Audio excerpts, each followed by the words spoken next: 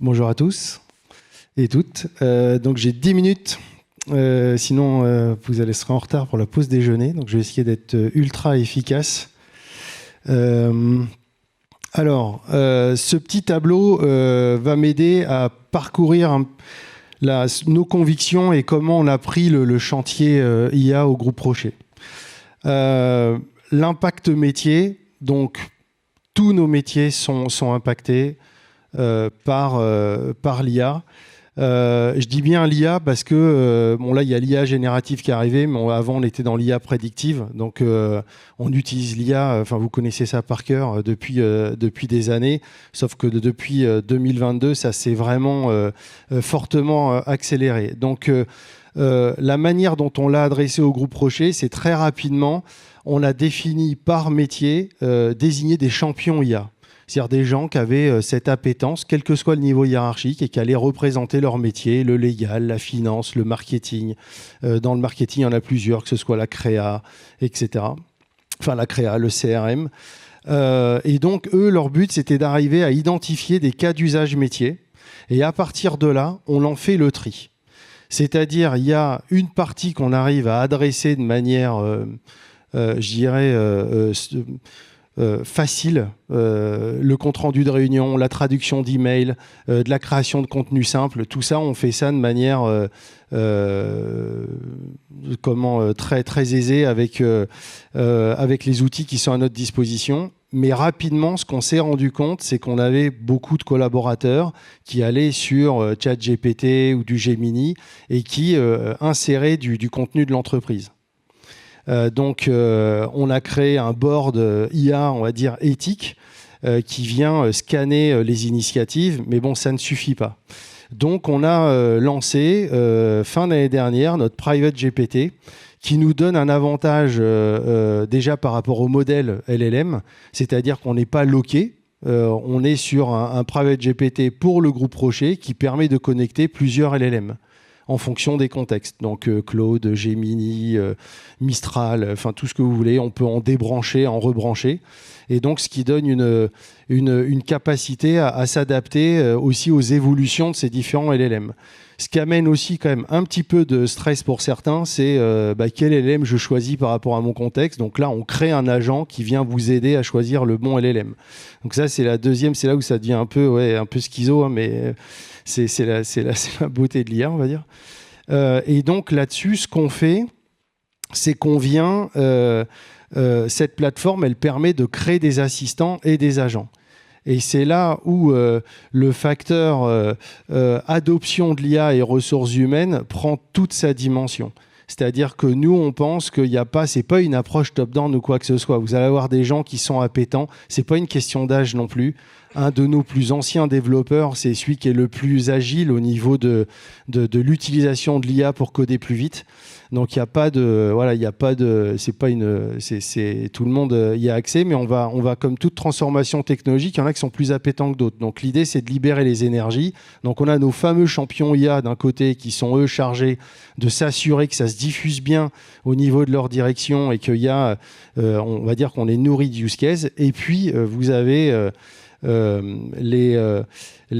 tout collaborateur qui peut créer un assistant ou un agent. Alors il est un petit peu encadré pour l'aider parce que ça demande un petit peu de recul quand même, mais voilà, tout à chacun est capable de créer des agents et après on a une marketplace d'agents.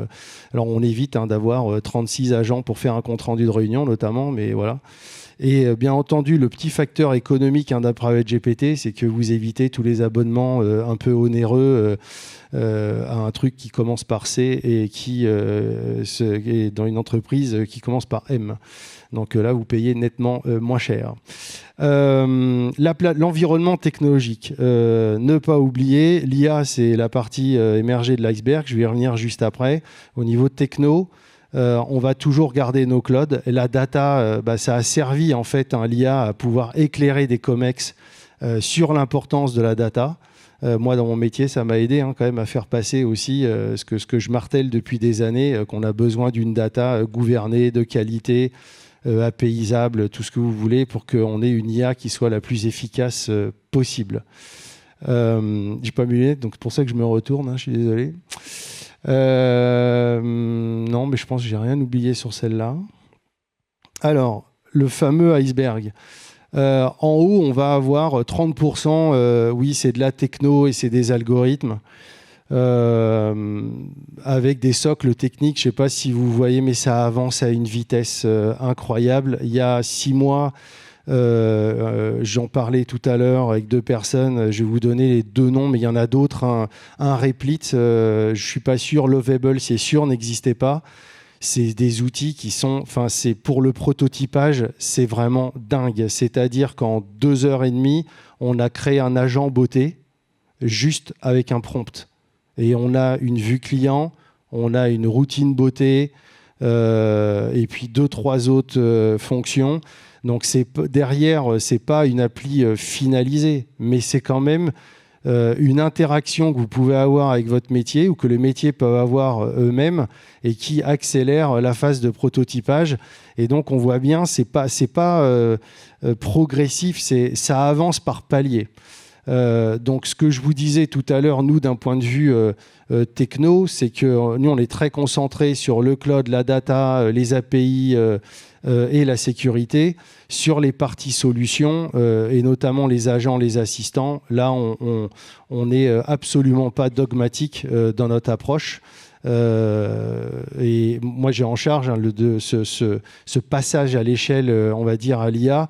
Si j'étais un DSI dogmatique, on ne m'aurait pas confié ça. Et, enfin, en tout cas, sinon, ça aurait été une mauvaise décision, quoi. Vous devez être vraiment très pragmatique et puis accepter qu'il y a vraiment un changement dans les manières de faire aussi des applications demain. On n'en est qu'au début, mais ça va aller, je pense, très, très vite.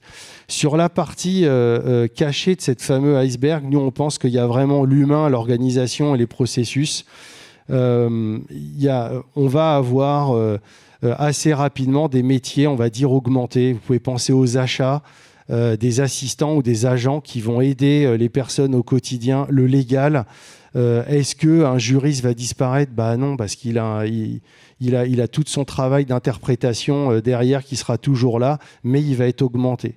Et ça, il faut en tenir compte dans les formations, dans les définitions de rôle, dans aussi les processus. Donc ça va prendre pas mal de temps, mais c'est quelque chose qu'il faut travailler dès le début, parce que je ne sais pas dans vos entreprises, mais ça crée quand même pas mal de stress pour certains. Il y a une véritable inquiétude, mais comme il y a eu... si vous connaissez le RPA, c'est les robots qui travaillent pour vous. Bon, quand le RPA est arrivé, alors bon, il y a des gens super intelligents sur des scènes comme ça qui disaient le comptable est fini. Bon, non, le comptable, il n'est pas fini en fait. Il travaille différemment.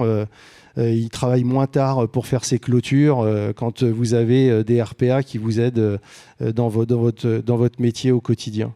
Voilà, j'aime pas les dogmatiques et je n'aime pas les catégoriques non plus. Je travaille à la FNAC, j'ai le temps encore. Je travaille à la FNAC, en 98, on m'a dit demain, les livres, c'est fini. Bon, c'est pas fini. On lit encore sur du papier. Ensuite, vous dire que comment on fait aussi pour animer l'humain. Donc nous, on a créé un nid à tour. Ça a super bien marché. Alors, on est dans des contextes au groupe Rocher où on a un site, on va dire... parisien qui est à Issy-les-Moulineaux. Donc les gens sont tous connectés. On a un site à Rennes, pareil, c'est le siège d'Yves Rocher France. Et puis on a la Gacilly où là on a une population de non connectés. Ce qu'on appelle non connectés, c'est avec des gens qui travaillent en usine, en entrepôt. Et donc on a fait un nid à tour, mais pour arriver à animer tout le monde en fait. Donc ça a été à base de conférences, ça a été à base de places pour pouvoir tester l'IA. Donc on a fait un concours de la meilleure image générée sur le groupe Rocher. On a fait il m'échappe là la bataille de l'IA. Donc tout ça pour animer sur 2 jours, et ça a été un véritable succès. Et ça permet aussi de prendre beaucoup de feedback. Il y en a qui sont positifs. Alors là, bien entendu, j'ai mis les positifs, mais il y en a aussi qui challenge un petit peu. Comment je suis accompagné dans mon quotidien, qu'est-ce que ça a vraiment changé pour moi, etc. Mais c'était un très bel événement et qui voilà, montre aussi qu'on met, nous, l'humain, dans le centre de cette transformation et qu'on n'en fait pas qu'un trip de technophile.